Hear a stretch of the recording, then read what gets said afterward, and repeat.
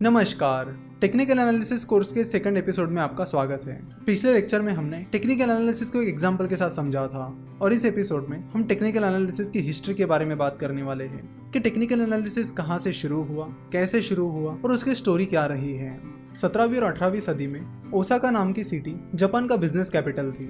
Osaka city समंदर के पास थी, जिसकी वजह से ट्रांसपोर्टेशन के हिसाब से ओसाका काफी सुटेबल सिटी थी। धीरे धीरे ओसाका में राइस ट्रेडिंग मार्केट डेवलप होने लगा और फिर ओसाका में जापान का पहला राइस एक्सचेंज शुरू हुआ। अब ओसाका जापान का इकलौता राइस एक्सचेंज होने की वजह से फार्मर्स दूर दूर से अपना राइस बेचने के लिए ओसाका आते थे और राइस ट्रेडर्स दूर दूर से ओसाका जाते थे राइस की ट्रेडिंग करने के लिए। तो जब मुनेहिसा होमा राइस ट्रेडिंग करने के लिए ओसाका जाने लगा तो उसने ऑब्जर्व किया कि वहाँ के जो ट्रेडर्स थे और फार्मर्स थे उन्हें राइस की प्राइस प्रेडिक्ट करने में बड़ी दिक्कत आ रही है। फार्मर्स और ट्रेडर्स राइस की प्राइस प्रेडिक्ट नहीं कर पा रहे हैं, जिसकी वजह से उन्हें ज्यादातर घाटे के सौदे हो रहे हैं। किसी टाइम राइस की प्राइस बहुत ऊपर चली जाती थी तो अचानक से बहुत नीचे चली आती थी और राइस प्राइस की इस फ्लक्चुएशन की वजह से ट्रेडर्स और फार्मर्स दोनों भी कंफ्यूज रहते थे और सही डिसीजन नहीं ले पाते थे। तो होमा ने इस प्रॉब्लम का सोल्यूशन निकालने के बारे में सोचा।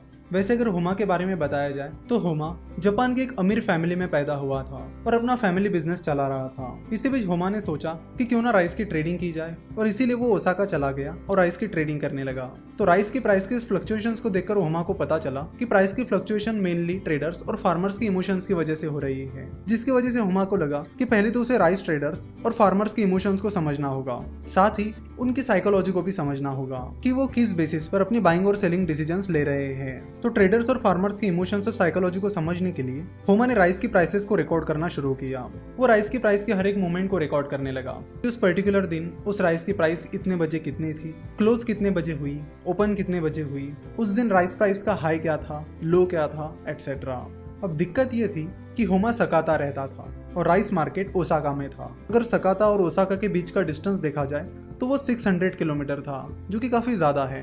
तो अब राइस प्राइस की मूवमेंट को ट्रैक करे तो कैसे? हर टाइम ओसाका में रहना होमा के लिए पॉसिबल नहीं था, तो उसे लगा कि उसे कुछ ऐसा सिस्टम बिठाना चाहिए जिससे वो राइस प्राइस की हर एक मूवमेंट को ट्रैक कर सके।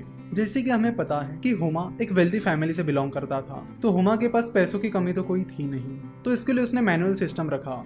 उसने ओसाका और सकाता के बीच हर 6 किलोमीटर की दूरी पर अपना एक आदमी खड़ा किया और उनके हाथ में कुछ झंडे दिए। तो उन झंडों की मदद से वो कुछ सिग्नल्स देते थे और फिर उन सिग्नल्स की मदद से होमा राइस प्राइस की मूवमेंट्स को ट्रैक करता था।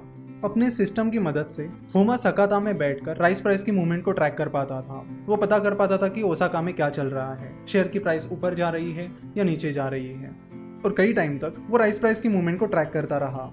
तो कुछ टाइम तक राइस प्राइस की मूवमेंट को ट्रैक करने के बाद होमा को पता चला कि राइस प्राइस की मूवमेंट में कुछ पैटर्न्स आ रहे हैं और वो रेगुलरली रिपीट भी हो रहे हैं। तो होमा ने ऐसे अलग अलग पैटर्न्स पर ध्यान देना शुरू किया कि क्या चीज होने के बाद वो पैटर्न्स डेवलप हो रहे हैं, और फिर होमा ने उन पैटर्न्स को अलग अलग नाम देना शुरू किया और उसने उनके चार्ट बनाकर वो बायर्स और सेलर की साइकोलॉजी को समझने लगा। यानी वो राइस ट्रेडर्स और फार्मर्स की साइकोलॉजी को समझने लगा, उनके इमोशंस को समझने लगा, और फिर अपनी इस टेक्निक का उपयोग होमा राइस ट्रेडिंग करने के लिए करने लगा। उन चार्ट्स की मदद से और उन पैटर्न्स की मदद से वो अपनी बाइंग डिसीजन और सेलिंग डिसीजन लेने लगा और राइस मार्केट में ट्रेड करने लगा।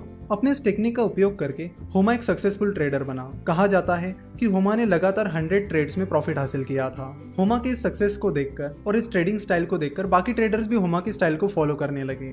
वो भी होमा की तरह चार्ट्स बनाने लगे और होमा के पैटर्न्स को समझने लगे, और इन्हीं पैटर्न्स का उपयोग करके वो भी अपनी बाइंग और सेलिंग डिसीजन लेकर राइस मार्केट में ट्रेड करने लगे। तो होमा की ये स्ट्रेटेजी और होमा ने डेवलप किए हुए ये पैटर्न्स ही जापानीज कैंडलस्टिक चार्ट का बेस है। बाद में इसी टेक्निक को यानी कैंडलस्टिक टेक्निक को अलग अलग चीजों की ट्रेडिंग के लिए इस्तेमाल किया गया और बाद में ये चीज स्टॉक ट्रेडिंग में भी आ गई। ट्रेडर स्टॉक ट्रेडिंग में शेयर की पिछली प्राइसेस का एनालिसिस करने लगे और उन पैटर्न्स की मदद से वो फ्यूचर प्राइस को प्रेडिक्ट करने लगे। तो ये है टेक्निकल एनालिसिस की हिस्ट्री, जिसमें मुनेहिसा होमा ने जापानीज कैंडलस्टिक चार्ट की मदद से राइस प्राइस को प्रेडिक्ट करना शुरू किया था, और अब यही टेक्निक स्टॉक मार्केट में भी चल रही है। तो जो मेथड होमा ने यूज की वो ये थी कि किसी भी चीज की प्राइस मूवमेंट की हिस्ट्री को आप ट्रैक करिए और उसकी मदद से फ्यूचर को प्रेडिक्ट कीजिए, जिससे आपको ट्रेडर्स के इमोशंस और साइकोलॉजी को समझने में मदद मिलती है। साथ ही शॉर्ट टर्म में शेयर प्राइस कहाँ जा सकती है इसकी कुछ बेसिक आइडिया मिल सकती है। आशा करता हूँ कि आपको आज का एपिसोड पसंद आया होगा और टेक्निकल एनालिसिस की हिस्ट्री अच्छे से समझ आई होगी। यहाँ से आगे हम जापानीज कैंडल्स के बारे में बात करेंगे कि कैंडल क्या होती है, उनके कौन कौन से पैटर्न्स होते हैं और किस पैटर्न का क्या मीनिंग होता है और वो पैटर्न क्या इंडिकेट करती है। हमसे जुड़े रहने के लिए आप हमें फेसबुक, ट्विटर और इंस्टाग्राम पर फॉलो कर सकते हो। वीडियो देखने के लिए और हमारे साथ जुड़े रहने के लिए आपका बहुत बहुत धन्यवाद।